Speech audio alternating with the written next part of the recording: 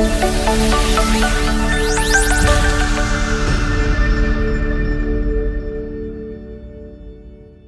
नकली पंथ जो ये राधा स्वामी पंथ, जय गुरुदेव पंथ, धन धन सतगुरु पंथ, ये सारे झूठ बोले कति 100 की 100। इनने किसी ने भगवान नहीं मिला, कख नहीं पता इनको। अगर परमात्मा मिला होता ये निराकार बताते। सदग्रंथ सत बतावे कि उस शरीर है, मनुष्य दृश्य है, आंखों देखा संत बताते हैं, दानक रूप रहा करतार। और हमरे ही निहार है, हमारा सृजनहार, हमारे जैसा हमारा भगवान, हमारा उत्पत्ति करता। तो पुण्यात्माओं, दास का उद्देश्य है कि पहले हम अपने जिन सदग्रंथों को सही मानते थे उन्हीं से परिचित हों। फिर दिखता को नहीं भगवान के पहचान की और मोक्ष की कोई समस्या खत्म, क्योंकि इतना सिंपल मार्ग है, इस जैसा मार्ग नहीं।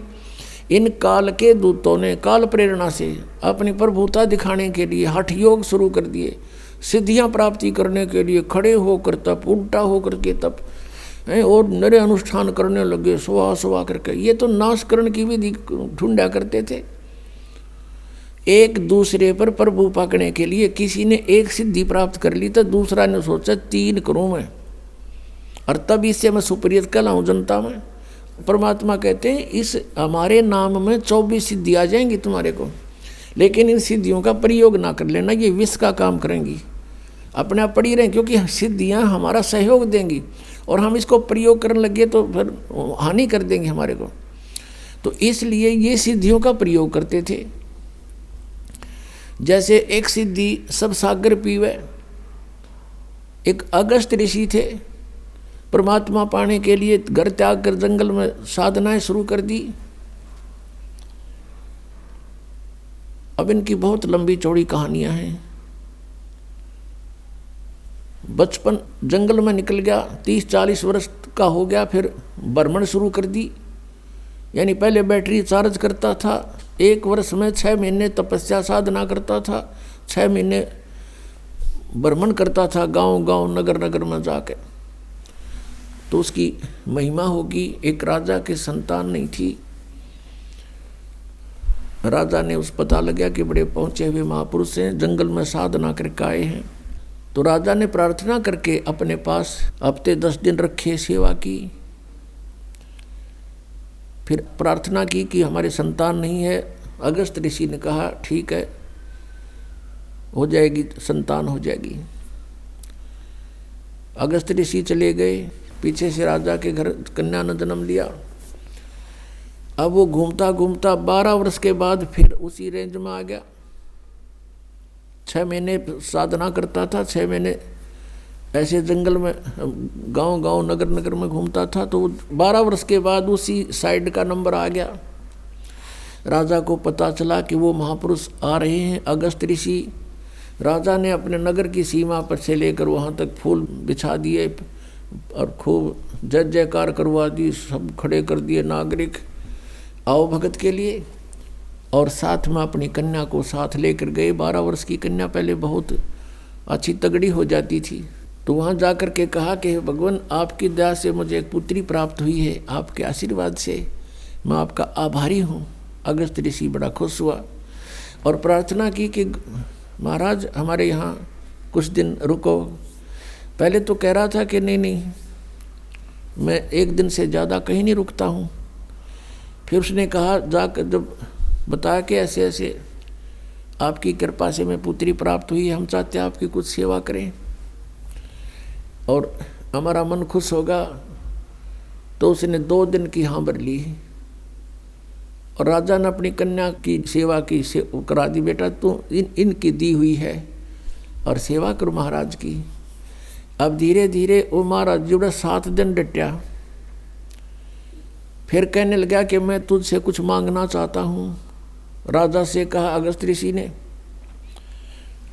अब राजा ने कहा जी हम क्या दे सकते हैं आपको, सब कुछ आपका ही है, मांगने की आवश्यकता नहीं, आप आदेश करो कि ये कन्या मुझे दे दो मेरी सेवा के लिए। अब राजा को पता था नाट गया तो पता नहीं कि बद्दुआ दे दे, कति नाश हो जाए मेरा। अपना छाती पर पत्थर धर के कि जवाब किया गया। हवले का लड़की ने जाता रहा, कर ले साधना इनकी।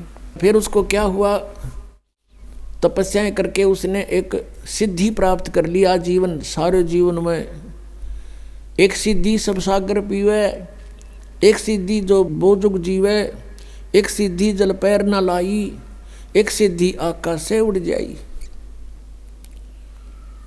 अपने आत्मा अगस्त ऋषि ने 7 समुद्रों को एक ही घूंट में पी लिया। अब फिर प्रार्थना की उससे अन्य ऋषियों ने, देवताओं ने कि भगवान यहाँ तो सब आओ भाव बिगड़ जाएगी, एटमॉस्फेयर चेंज हो जाएगा, और आप दया करो, हमारे ऊपर रहम करो। रहम कर दिया, उल्टा ही कुरला कर दिया, 7 समुद्र भर गए। अपने आत्माओं, आज हम अध्यात्म ज्ञानहीन हो लिए कति। इन नकली ऋषि संतों महंतों के कारण इन कहेगा पता नहीं, हमें नास्तिक का दूसरा रूप बना दिया कि भगवान ऐसा नहीं कर सकता, ये सब झूठ बोलने की बातें हैं। नहीं, अध्यात्म के अंदर बहुत बड़ी प्रबल शक्ति है, ऐसा बिल्कुल संभव है।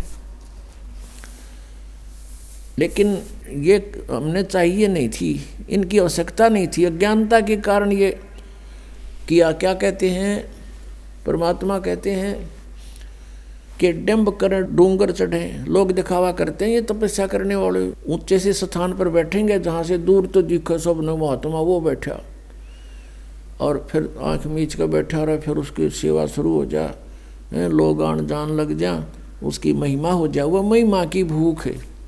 परमात्मा कहते हैं कि डंब करें डूंगर चढ़े, डूंगर माने ऊंचे टीले पे, पहाड़ पे, पहाड़ पे, अंतर झीनी झूल, जग जाने बंदगी करेंगे वो सूल बबूल। आम जनता ने सोचा बड़ा महात्मा भाई कमाल कर रहा है, घर छोड़ कर देख परमात्मा के लिए कितना संघर्ष कर रहा है। तो कहते हैं ये तो वो है सूल बबूल, ये तक काटे वो अपने आने वाले जीवन में, इसकी साधना ठीक नहीं। अब 1-2 भक्त थे, घर से चल पड़े परमात्मा पाने के लिए। उनको एक महात्मा मिल गए जिसका बहुत बोलबाला था, बड़े सिद्ध पुरुष कहां थे। दोनों ने वहां दीक्षा ले ली, घर त्याग कर चले गए, सन्यासी हो गए। कई वर्ष तक वो महात्मा के साथ रहे, गुरुजी के साथ आश्रम में।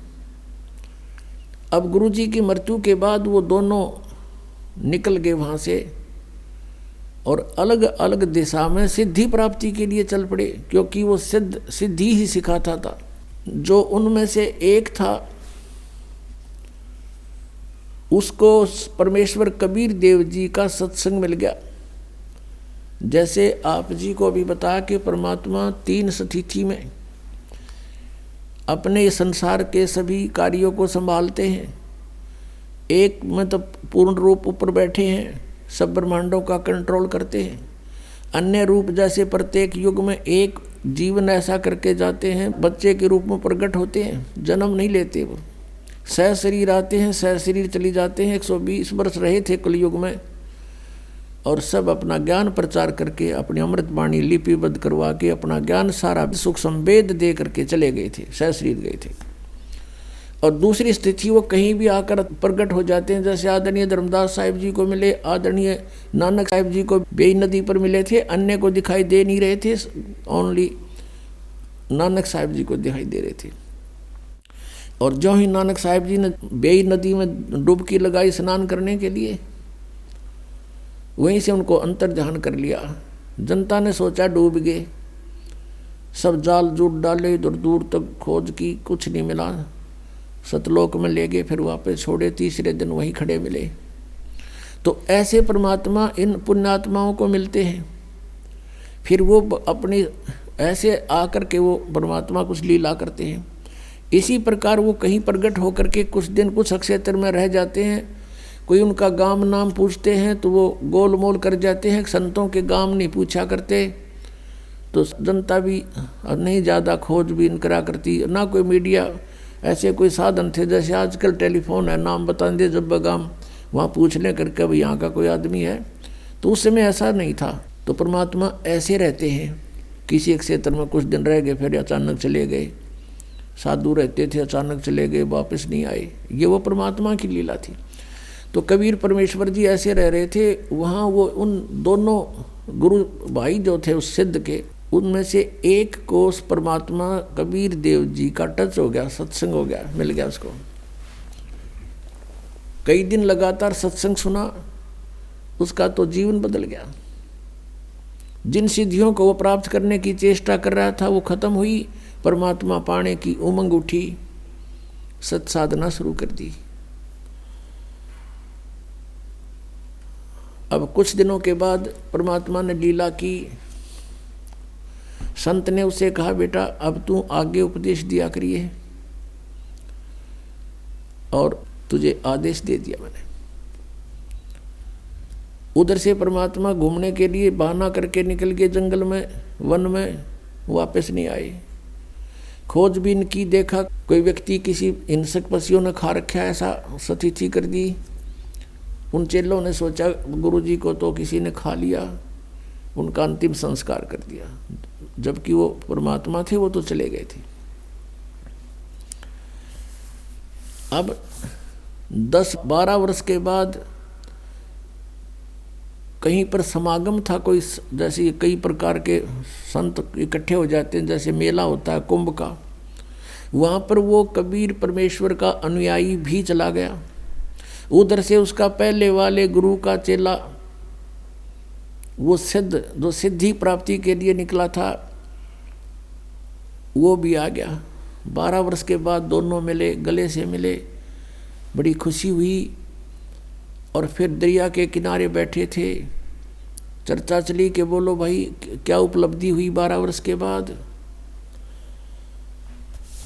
अब जो परमात्मा कबीर जी से परिचित हो गया था, उसने कहा भी मुझे तो सब कुछ मिल गया। अब वो जो सिद्ध पुरुष सिद्धि ही करने की चेष्टा में था, उसने पूछा कोई सिद्धि बता, क्या प्राप्त हुई तुझे। अब वो कबीर पंथी ने कहा कि भाई सिद्धियां की हमें जरूरत को नहीं, हमें परमात्मा मिल गए। परमात्मा पाना था हमने इन सिद्धियों से, ये तो खिलौने हैं, बच्चे खेलते हैं इनके साथ। तो वो कहता है सिद्ध जो उसका गुरु भाई था, सिद्ध पुरुष का चेला, अब भी सिद्धि वाली डले ढो रहा था। उसने कहा तू अच्छा आदमी है, अरे सिद्धि मैं बताऊं मुझे क्या उपलब्धि हुई, अभी दिखाता हूँ आपको। दरिया के ऊपर के ऐसे चल पड़ा जैसे थल पर चलते हैं, और परले पार चला गया, वापस फिर आ गया। देखा मैंने ये सिद्धि प्राप्त कर ली। अब उसने माथे बात मारा कबीर पंथी ने बोला 12 वर्ष में तने 2 अन्य की कमाई करी। एक अन्य में ये नौका वाला परली साइड में छोड़ देता है, एक अन्य में उल्टा ले आता है। सारे 12 वर्ष में तने 2 अन्य की कमाई करी। ये टट्टू साधना प्राप्त हुई, क्या उपलब्धि हुई तेरी। इस बात से वो बड़ा प्रभावित हुआ, फिर बैठ गया उसके पास। सचमुच यूं के डले डोए बने, ये तो नौकाले में बैठ के कोई चला जा ढाई अन्या में मजदूरी कर ले, इसका अच्छा किता। फिर उसको सारा ज्ञान जो परमेश्वर से प्राप्त था, अब उस भगत ने नूना बेरा था, वो भगवान थे, वो तो गुरु एक संत मानते थे। वो सारा ज्ञान जो परमात्मा से प्राप्त हुआ था अपने गुरु भाई को सुनाया, बड़ा प्रभावित हुआ। अपने आत्मा जिसने भगवान पाना है वो बकवाद नहीं करा करते, वो तुरंत समर्पित हो जाते हैं। उसके प्रेरणा जबरदस्त जागी कि अब मेरा कल्याण क्यों कर होगा। मैंने तो डला डोलिए, सारा जीवन खो दिया, कुछ कृपा करो, मेरा भी उद्धार करवा दो, महापुरुष से मुझे नाम दिला दो।